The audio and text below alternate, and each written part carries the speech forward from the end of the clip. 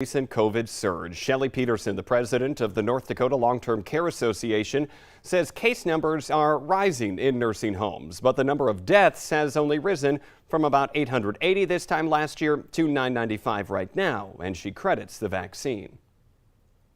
We've seen very few deaths since the emergence of the vaccine. The vaccine has literally saved our lives. Many residents are alive today because of the vaccine. North Dakota has the highest booster rate in nursing homes in the country, but they are dealing with a staffing shortage thanks to many of them getting sick. So they are now adding new incentives to try and get more people back into the field. The way the program will work is anyone that is willing to become a nurse aide or a CNA through an 8-hour online course and get employment at a facility will receive, after 30 days of employment, a $500 recruitment bonus.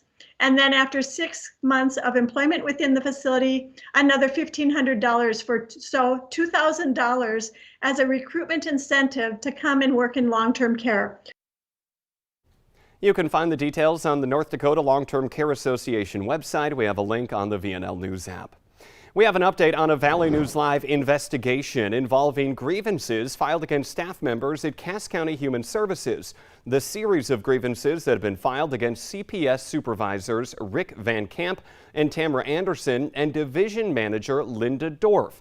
We also got a hold of almost 40 pages of an internal investigation started by the Cass County Human Service Zone, following a claim that Van Camp used unprofessional language and then mocked another employee for crying.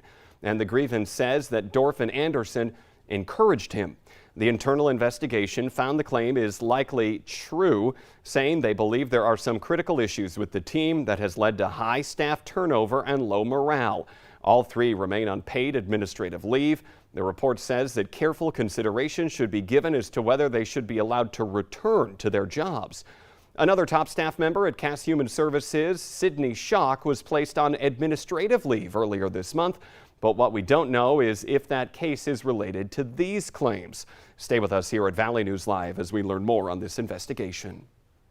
We have breaking news this morning. Meatloaf, the rock superstar loved by millions for his Bat Out of Hell album, has passed away. The singer, born Marvin Lee Aday, died yesterday, according to a family statement. No cause or other details were given, but Aday did have numerous health scares over the past year. It is now 6:50 on this Friday morning. It's a first alert weather day. You need to be careful when you head outside. Lisa has your forecast. Yes, good morning. We are dealing with some strong winds and now snow is moving into the valley. That combo, never a good thing here, and we're looking at that continuing through the day today. So here's what we're dealing with. We've got south winds right now gusting to 40 miles per hour. It's actually higher than that in some locations. We've got some blowing and drifting snow at the moment, but it does get worse once we start to see that snow moving through. We'll see that visibility dropping even more and roads getting more slick because we're adding more snow to the system here. So difficult travel at times for it today. I think it's going to be, tough and hazardous out there, but perhaps not as intense as the last round that moved through this week. But we've been seeing some gusts really picking up here today. So it's something we're going to have to monitor closely. You could see our cameras shaking in Grand Forks, the flags really whipping in the wind. And this is one I've been watching for some time. It's been a very windy morning so far. Here's some of our peak wind gusts already this morning. The Bozeman area, 47 miles per hour, Langdon 45.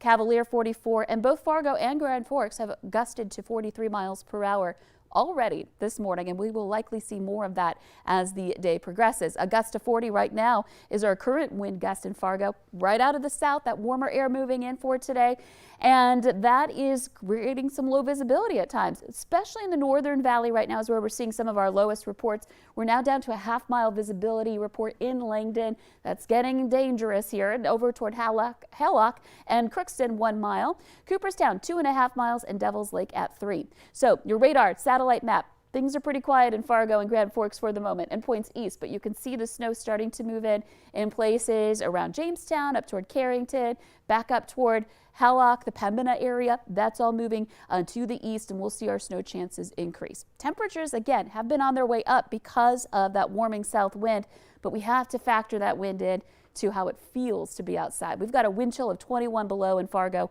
and 23 below in Grand Forks. So it is a tough start to the day today. We've got the cold and on top of that, the wind. So you'll want to be checking your Valley News Live weather app throughout the day. Make sure you download it if you don't have it already. And here's a look at our hourly planner. We've got those winds continuing through the morning in Fargo, and we'll be warming up with that wind. You could see temperatures by the noon hour into the teens above zero, but snow will be coming down at that point, so our visibility is going to be dropping quite a bit.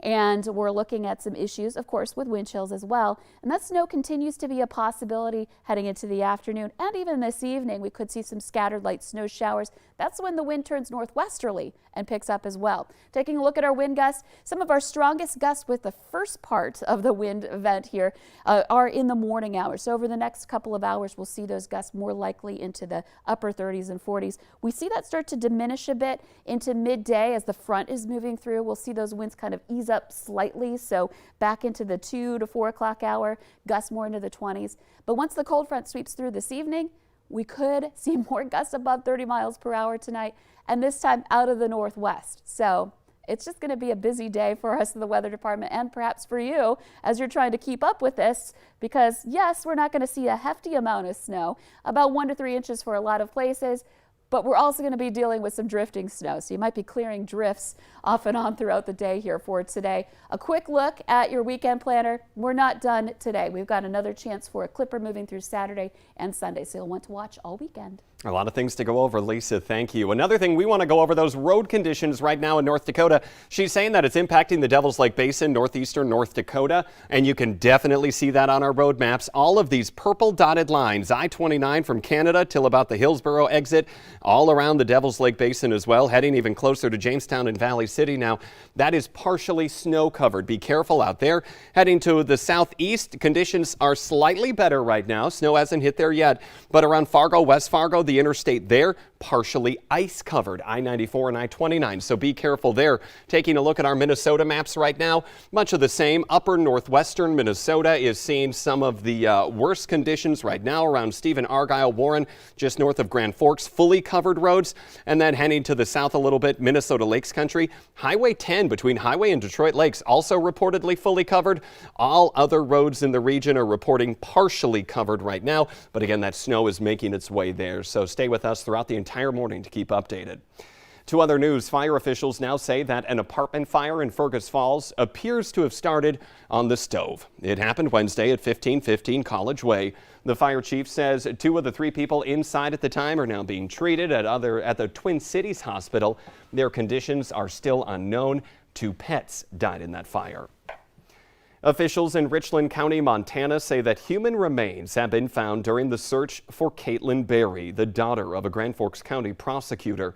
The remains have not yet been officially identified, but further search efforts for Berry have been canceled. She was last seen on September 21st at her home near Sidney, Montana. That's about an hour from Williston, North Dakota.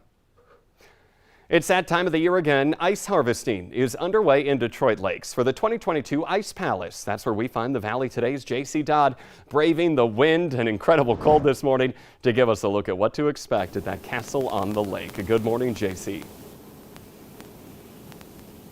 Good morning, Jordan. As promised, I am out on the lake right now, standing, and for just a few minutes, the ice I'm standing on will be turned into what's called ice cakes. Not an ice block, it's an ice cake. About 20 inches thick. More than 2,000 are being harvested here on Little Detroit Lakes in Detroit Lakes, Minnesota, to build that massive ice palace that's going to be lit in just a few weeks. Now, joining me this morning,